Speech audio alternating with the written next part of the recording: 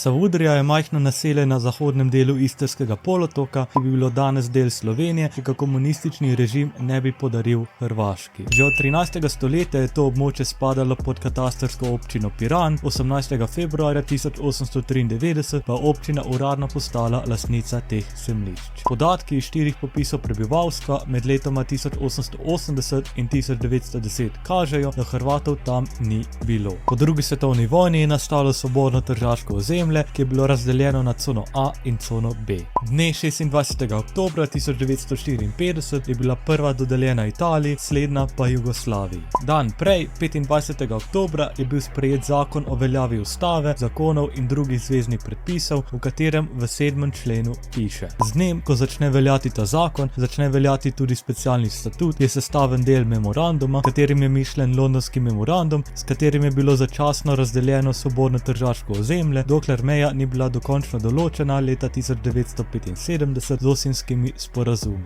V 7. členu piše: na področjih, ki pridejo pod civilno upravo Italije ali Jugoslavije, niso dovoljene nobene spremembe meje osnovnih administrativnih enot z namenom, da bi ogrožali etnično sestavo ustreznih enot. Kakšna je bila dejanska etnična sestava tega območja v obdobju po zadnjem avstrijskem popisu ter do dodelitvi Hrvaški, ne vemo. Kljub vsem je bila občina Piran razdeljena na 2 dela, severni del na Dragonjo je pripadal Sloveniji, južni del pa Hrvaški oziroma občini Umag, bodisi saj vse Jugoslavija in vsi smo Jugoslovani. Težave so se začele pojavljati po osamosvojitvi leta 1991, saj Slovenija ni imela jasnega izhoda v mednarodne vode, ki bi ga z ohranitvijo starih meja občine Piran jasno imela.